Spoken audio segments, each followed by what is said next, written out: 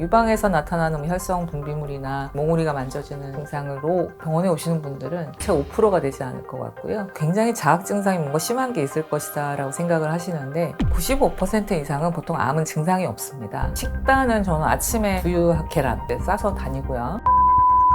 너무 맛있잖아요. 피하셔야 되는 음식물들입니다. 그래도 밥상에 올라오면 먹기는 했는데 최근에는 아예 먹지 않고요. 이런 구성으로 좀 대체로 먹는 편입니다. 안녕하세요. 저는 내분비내과와 피부를 전공하고 있는 한성민이라고 합니다. 지금은 은평구에 프리즘 클리닉이라는 병원을 운영하는 대표원장으로서 근무를 하고 있고, 그다음에 한성민의 피부 인사이드라는 저의 유튜브 채널을 운영하고 있습니다. 암입니다 라고 생각하면 제일 첫 번째 드는 생각은 뭘까요? 내가 왜 나한테 이런 일이? 내가 뭘 잘못했는데? 이런 생각이 들기 마련입니다. 저도 똑같았고요. 내가 하루 종일 환자분을 보고 유방암 검사도 매일 하고, 제가 다른 환자분 상대로는 유방 초음파를 하니까요. 나한테 왜 이런 일이 생기지? 라는 생각이 가장 첫 번째 드는 생각이었고요. 유방암의 경우에 치료가 굉장히 다양합니다. 그래서 일단은 완치를 꿈꿀 때는 수술 치료를 하게 되고, 수술 전에 항암을 하든 수술 후에 항암을 하든 이제 항암 치료가 있고, 방사선 치료도 있고, 그 다음에 에스트로겐이라는 여성 호르몬에 대한 수용체가 양성인 경우에는 한 5년에서 10년 정도 항호르몬 치료, 에스트로겐을 떨어뜨리는 항호르몬 치료를 해야 되는데, 여러 가지 복잡한 상황에서 치료 방법을 다 알기 때문에, 그리고 그 과정을 다 알기 때문에 내가 어떻게 저 과정을 겪지? 치료를 하고 처방을 할 때는 그냥 평범하게 했던 과정이 이제 내가 그런 과정들을 예상을 하다 보니까 사실은 그 알고리즘만큼 저도 복잡한 생각이 들었고 머리가 많이 복잡했던 것 같습니다. 세 번째는 진단받았을 때 제가 몇 기인 줄도 모르고 항암을 해야 될지 방사선을 해야 될지 수술을 해야 될지 모르는 상태였기 때문에 병원 내 환자분들 어떡하지? 계속 와주시고, 그 다음에 몸을 맡기고 계신 분들, 내가 잠깐 쉬어가야 되거나 일을 지속할 수 없다면 그분들 어떻게 하지? 이런 생각, 세 가지 생각이 제일 먼저 들었던 것 같습니다. 저한테 아주 고질적인 문제가 이제 배변의 문제입니다. 만성 변비, 장내 마이크로바이옴의 불균형 문제라고 진단을 하기 시작했습니다. 제 장내 미생물 검사 결과 보여드릴 텐데, 보시면은 프로테오박테리아라는 유해 균종들이 굉장히 많이 포진하고 있고, 면역을 강화시키거나 암을 예방하는 균주, 이런 균주는 굉장히 많이 적어져 있어서 장내 마이크로바이옴의 불균형이 저는 첫 번째 원인이라고 생각을 하고요. 두 번째 원인은 유기산 검사 결과를 보여드릴 텐데, 제가 아까 검진에서 하는 모든 항목은 다 정상인데 유기산에서 나오는 5가지 항목, 첫 번째 에너지 대사, 두 번째 신경 전달 물질, 세 번째 항산화, 네 번째 간의 해독, 5번째가 장내 미생물의 불균형 문제인데 그 5가지에 다 빨간불이 켜져 있습니다. 그래서 저 같은 환자분이 만약에 계시다면 병원이나 큰 병원에 가시면 다 건강합니다라는 판정을 받으실 거고, 이런 세포 내에 조금 더 정밀의학 검사를 하신다면 이렇게 엄청난 불균형과 병소들이 숨어 있다는 것을 발견할 수 있습니다. 그래서 저는 이런 유기산 검사에서 깨져 있는 여러 가지 신체 밸런스도 두 번째 문제라고 생각을 하고요. 유방암만의 특징이 있다면 생존율은 굉장히 높은 편입니다. 심지어 사기도 15% 정도의 5년 생존율을 가지고 있는데 증상이 없고, 암치료 5년이 되면 완치 판정이라는 걸 받거든요. 유방암은 완치 판정이 없어요. 5년이 지나고 10년이 지나고 심지어 그 이상이 지나도 재발하는 경우가 있고, 그 재발이 유방에 나타날 수도 있지만 전신 재발, 간이나 폐나 뼈 같은 데에 전이가 되어 나타날 수 있습니다. 그러면 이제 사기로 진행을 하는 거라서 그때부터는 이제 시한부의 삶이 되는 거죠. 어떻게 보면 제가 이제 50대 중반인데 계속 이 재발이나 전이를 걱정하면서 살아야 된다는 점이 유방암 환자로서 제일 두려운 점인 것 같아요. 보통 우리가 이제 암이라고 하면 굉장히 중증질환이기 때문에 굉장히 자각 증상이 뭔가 심한 게 있을 것이다 라고 생각을 하시는데 95% 이상은 보통 암은 증상이 없습니다. 특히 4기 정도 되면 각 장기에 맞는 증상이 나타나지만 1, 2, 3기까지는 보통 증상이 없는 경우가 많고, 유방에서 나타나는 혈성 분비물이나 함몰이나 몽우리가 만져지는 증상으로 병원에 오시는 분들은 아마도 채 5%가 되지 않을 것 같고요. 95% 정도 그 이상은 무증상으로 보통 검사를 하다가 발견하게 되는 경우가 많습니다. 저도 아무 자각 증상은 없었고요. 예전에는 과일을 그래도 좋아하는데 그것이 참 아이러니하게도 좋지 않은 식습관이거든요. 그래서 과일은 적정량, 하루에 딱 한 단위 정도, 사과 반 개라든가 귤 한 개 정도 섭취하면 되는데, 제가 낮에는 섭취할 시간이 없다 보니까 밤에 주로, 많지는 않지만 귤 한 개라도, 사과 반 쪽이라도, 왜냐하면 퇴근하고 나면 뭔가 힐링이 필요하잖아요. 그럴 때 이제 과일 섭취를 하고 2-3시간 있다 잠드는 그런 습관들이 있었는데, 지금은 그렇게 밤에 과일을 섭취하시게 되면 당독소, 학명으로는 최종 당화 산물이 콜레스테롤이라고 하는 당독소가 이제 발생이 되면 밤에는 저희가 배변도 하지 않고 배뇨도 하지 않기 때문에 계속 혈중을 돌아다니면서 장기에 만성염증을 유발하게 됩니다. 그런 습관들을 이제는 지양하게 됐고요. 두 번째는 일단 운동은 제가 사실은 암을 앓기 전에는 운동을 좀 과하다 싶을 정도로 일주일에 한 4번, 5번 정도를 좀 힘들 만큼 했었는데 수술하고 지금 아직 회복기라서 그런지 지금은 조금 강도나 이런 빈도를 좀 낮춰서 오히려 내가 편안할 만큼 그렇게 하고 있고요. 세 번째는 칼퇴근입니다. 과거에는 진료가 저희가 뭐 7시, 8시 이렇게 마치는데 마치고도 2-3시간 정도 병원에 머물면서 잔업을 하다가 갔었는데 그렇게 퇴근 시간이 늦어지면서 그 이후의 시간에 제가 이제 수면도 어려움이 있다고 그랬는데 릴렉스가 안 되고 계속 긴장 상태로 있다가 수면에도 곤란을 겪고 하는 이런 상황들을 좀 배제하기 위해서 일터를 딱 떠나고 나서는 일에 대한 생각은 좀 내려놓고 가볍고 좀 릴렉스한 그런 생각들과 감정을 가지기 위해서 요즘에는 칼퇴근을 합니다. 태어나서 처음 해보는 칼퇴근이에요. 사실 저는 일하는 게 더 즐거운 사람이었습니다. 지금도 사실 그 습성을 버리지 못했는데 일을 하고 집중하고 거기서 어떤 아웃풋이 나올 때, 성과가 나올 때 가장 행복하고 재밌고 이런 사람인데 그런 알고리즘으로 계속 산 삶의 시간이 어쨌든 저를 조금 무겁게 하고 저희 균형을 깨고 면역을 저하시킨 그런 요인이 있다고 판단했기 때문에 칼퇴 이후에는 가능한 이제 해야 되는 주 업무 이외에 다른 취미 생활이라든가 운동도 속에서 하는 편이고요. 제가 취미 중에 조금 특이한 취미가 있는데 아마추어 밴드에서 이제 드럼 연주를 하고 있어요. 시작한 지는 12년, 13년 정도 됐는데 즐거움을 채우는 것보다는 그것도 하나 미션처럼 수행하는 과정이었는데 요즘에는 혼자라도 연습실에 가서 두드리면서 나를 들여다보는 것 같아요. 아, 나 이런 사람이구나. 이런 거 할 때 즐겁구나. 내가 즐거워하는 걸 내가 확인하는 시간? 그런 시간들을 좀 가져보고 있습니다.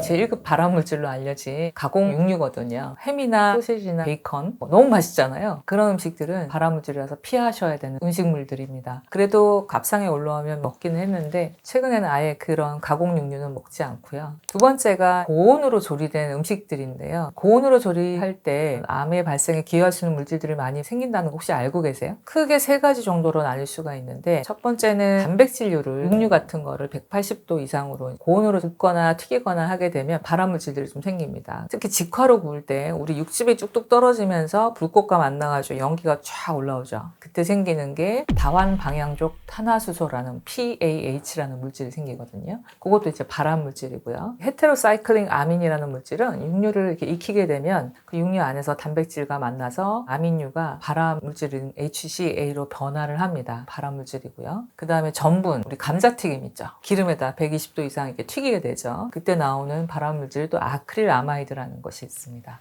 그 다음에 세 번째가 뭐 어떤 종류든 탄수화물이건 단백질이건 할 것 없이 고온 조리를 하게 되면 180도 이상 굽거나 튀기거나 하는 경우였죠. 마이야르 반응이라고 혹시 들어보셨나요? 마이야르 반응은 빵이나 우리가 뭐 햄버거나 고기를 굽게 되면 어떻게 됩니까? 노릇노릇하게 갈색을 띠게 되죠. 그걸 저희가 마이야르 반응이라고 하는데 그때 형성되는 물질이 아까 제가 말씀드린 당독소, 최종 당화 산물입니다. 몸으로 들어가게 되면 당독소는 원래 내부에서 생기기도 하고 외부의 음식으로 섭취가 되기도 하는데 활성산소와 산화 스트레스를 만들고 만성염증과 유전자 변화를 야기할 수가 있습니다. 발암에 기여하는 요소라고 할 수가 있고요. 튀김류 같은 게 보통 우리 식당이나 숙소들에서 이제 먹는 기름을 한 번 쓰고 버리진 않잖아요. 여러 번 고온으로 기름을 튀기게 되면 거기서 생성되는 과산화 지질이라든가 알데하이드라든가 이런 물질들이 또 암을 확실히 유발한다라는 건 아니지만 기여할 수 있다라는 가설들이 있기 때문에 고온으로 조리된 음식은 피하는 것 같고요. 큰 생선을 얘기할 때는 중금속을 짚어야 되는데요. 바다에도 생태계가 있어서 먹이사슬이 있어서 큰 물고기의 경우에는 작은 물고기를 먹고 중간 물고기 먹고 또 큰 물고기 먹으면서 중금속이 계속 이제 더 고농도로 축적될 수 있다는 요소 때문에 얘기가 있죠. 특히 수은 같은 것들이 그런 물질인데요. 암을 유발한다는 직접적인 증거는 없지만 어쨌든 중금속의 축적도 현대에게 어떻게 할 수 없는 음식물 속에서 내가 이거 피해야지 하다가도 나도 모르게 축적이 되는 요소들이기 때문에 큰 생선류는 너무 자주 섭취하시는 거, 너무 많이 섭취하시는 건 피하시는 게 좋겠고 고등어 크기 이하의 작은 생선들은 크게 염려하지 않으셔도 될 것 같고요. 참치나 연어나 이런 좀 큰 생선들에 한해서는 횟수를 좀 제한해서 드시는 거 그럼으로 해서 중금속 관리를 좀 하시면 좋겠고요. 억울한 식품이 있는데 그게 유제품이에요. 유방암 하면 우유 먹으면 안 된다, 치즈 먹으면 안 된다 이런 얘기들이 많이 있거든요. 사실은 우유 같은 경우에는 유방암의 발생에 기여하는 바는 없는 것으로 이미 밝혀져 있고 유방암 환자의 생존율이나 재발 방지에 오히려 도움이 되는 것으로 밝혀져 있습니다. 다만 우유 같은 경우 그냥 일반 우유를 드시게 되면 고지방이기 때문에 저지방 우유로 선택해서 하루에 한 잔, 두 잔까지 정도는 드셔도 무방하겠고요. 좀 억울한 음식 유제품, 또 요거트 같은 거 그런 것도 좋은 유산균 보급원인데 거기에 이제 가미가 되어 있죠. 가당이 되어 있어서 달달한 것들 이런 것들은 좀 피하시는 것이 좋겠고 치즈도 너무 가공이 많이 된 가공 치즈는 좀 피하시는 게 좋겠습니다. 그래서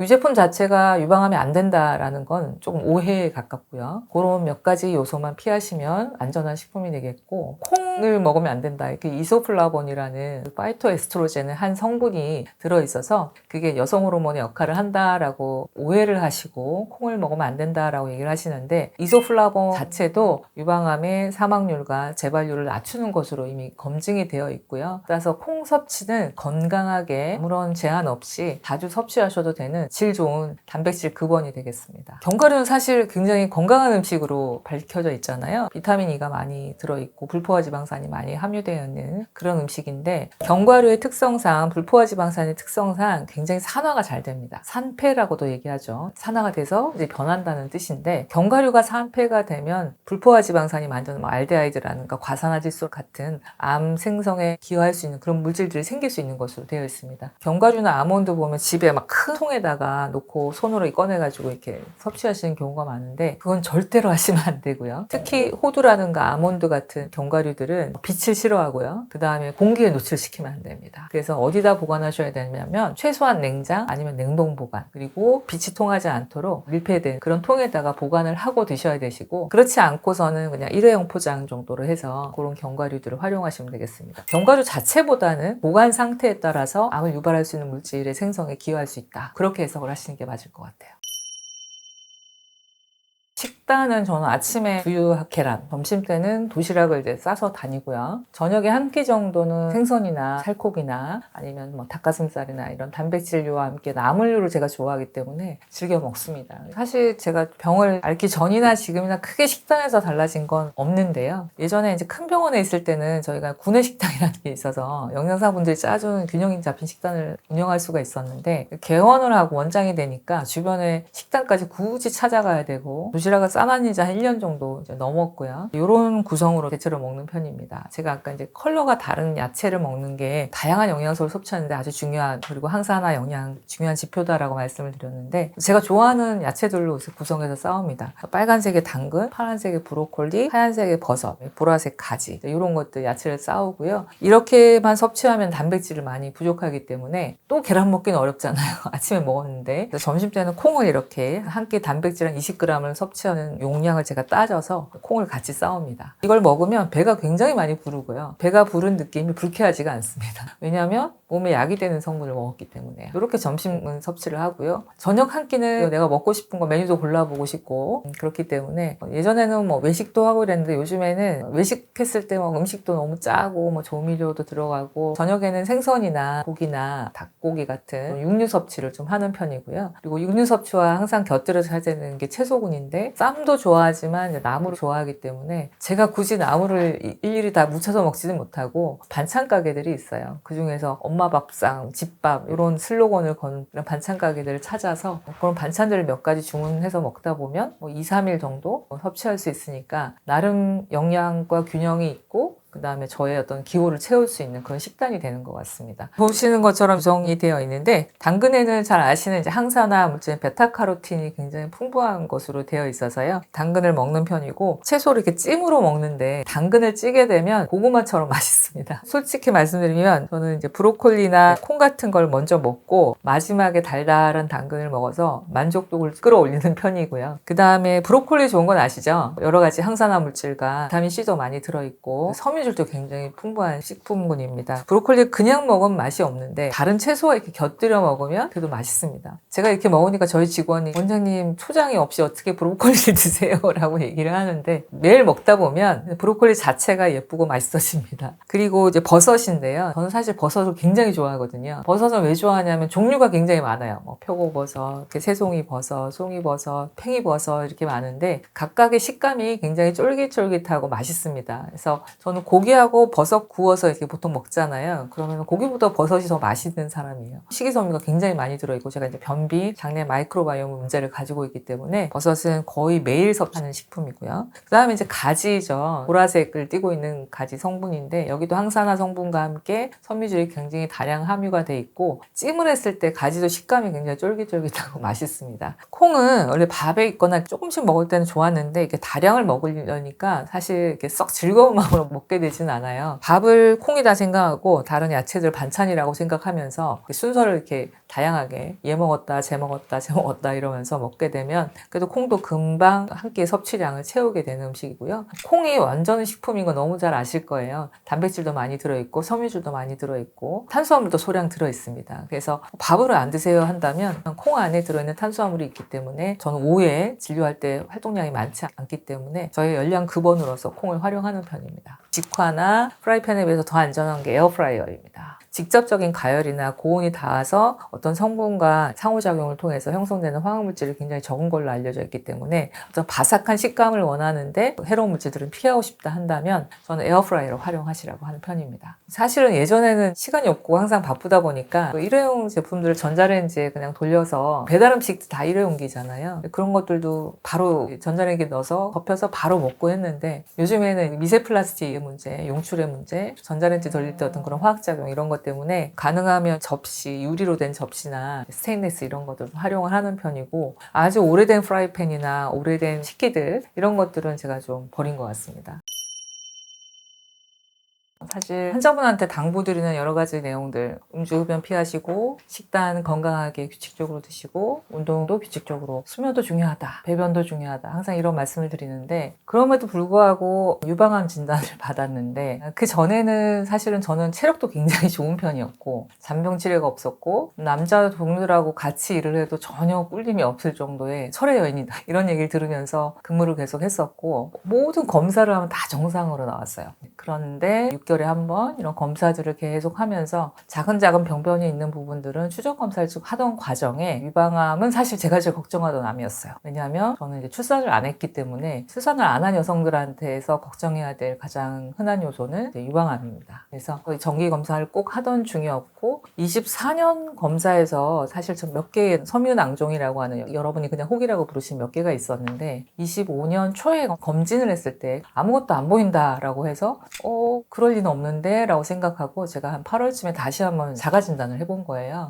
해보니까 굉장히 한 1cm가 넘는 유방암 조직이 있었던 거죠. 사실 의료인이기 때문에 이런 검사들을 좀 더 타이트하게 했던 것이 비교적 조기에 이제 암을 찾을 수 있었던 원인이었고 한계라고 한다면 저한테 부족한 거는 저에 대한 관심이 없었던 게 아닐까. 환자분에 대한 관심, 환자분에 대해서는 그렇게 많은 질문을 하고 케어를 하면서 저한테는 많은 관심을 갖지 못했던 거 아닐까. 나는 건강하게 먹고 운동도 계속 하고 있으니까 괜찮을 거야 라고 했던 점이 사실은 한계라고 말할 수 있을 것 같습니다. 제가 35살까지는 사실 잠을 잘 수가 없는 환경이었거든요. 불면증인지 몰랐어요. 나는 그냥 일을 성실하게 하고 있다고 생각했지 잠을 못 잔다고 생각하지 않았는데 전문의가 돼서 퇴근을 하는데도 어느 1시, 2시, 3시, 4시까지 잠들지 못하는 저를 발견하고는 저한테 원래 불면증이 있었구나 깨달았습니다. 한 가지 더 말씀드린다면 제가 좀 일하는 데 있어서는 좀 굉장히 완벽주의적 성향이에요.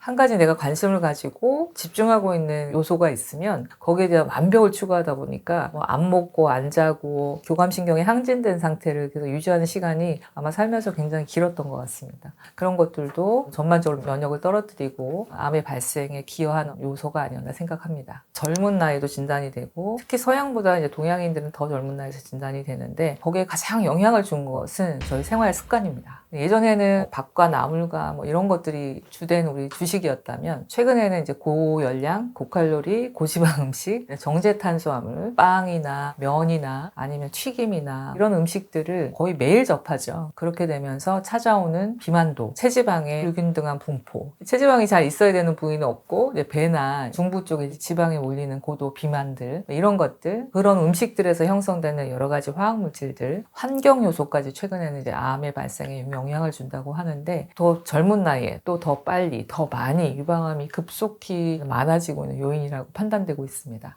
유방암에 있어서 특히 조심하셔야 되는 건 예방도 그렇고 치료를 받고 앞으로 재발이나 전이 없이 평생을 건강하게 살기 위해서는 정상 체중을 유지하셔야 됩니다. 살이 찌거나 비만도가 높아지고 체지방이 올라가면 이제 여성 호르몬들이 다시 만들어지면서 유방암 세포를 자극을 해서 재발이나 전이를 할 수 있기 때문에 정상 체중을 유지하셔야 되는데, 체중이 쉽게 불기 쉬운 음식, 정제 탄수화물이라든지 역시 뭐 튀긴 음식이라든지 인스턴트 음식이라든지 피하시는 게 좋겠죠.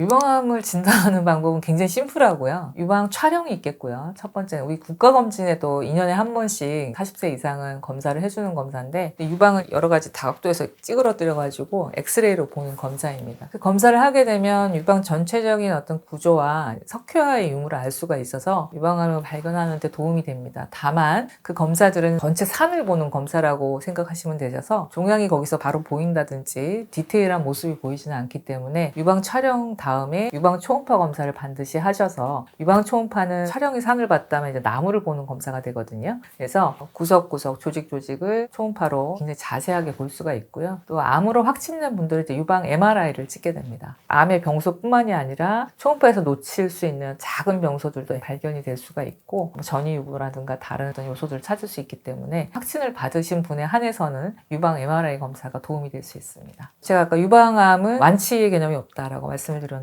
5년이 지나도 10년이 지나도 20년이 지나도 재발할 수 있고 전이가 발생할 수 있기 때문에 정기검사는 반드시 필요한 것이 되겠고요. 모든 암도 다 마찬가지입니다. 5년 완치라는 판정을 받고 나서도 사실 재발하는 경우가 있거든요. 그리고 내 몸에 암인 세포가 생겼다. 우리 몸에 매일 암세포가 생기는 거 알고 계세요? 나이 따라 다르겠지만 하루에 약 5,000개 정도의 암세포가 생긴다고 합니다. 내 혈액을 돌아다니는 또 면역기관에 존재하는 내 면역세포들이 그 암세포를 이렇게 착착 제거하는 시스템이에요. 그런데 하루하루가 건강하지 않고 나를 굉장히 혹사시키는, 아니면 나의 식단, 아니면 내가 꼼짝도 안 하고 움직이지도 않는 이제 운동 부족 현상, 그리고 좋지 않은 수면 습관, 이런 것들이 면역세포를 셧다운 시킵니다. 면역체계가 셧다운되면 암세포가 5,000개에서 10,000개에서 20,000개, 40,000개 이렇게 증폭되는 거기 때문에 매일매일을 사실 암을 막는 노력은 지속이 돼야 되고요. 근데 암이 생겼다는 것은 바로 그 시스템이 완전히 몰락했다는 증거잖아요. 근데 그 시스템 몰락이나 어떤 면역체계의 붕괴가 암을 수술한 후에 없어질까요? 그렇지 않거든요. 암들은 또 생겨나고 그 암을 퇴치하는 면역 체계는 또 약해질 수가 있습니다. 그렇기 때문에 암을 한번 앓으셨던 분들은 주치의 선생님이 권하는 그런 주기로 꼭 정기 검사는 하시기 바랍니다.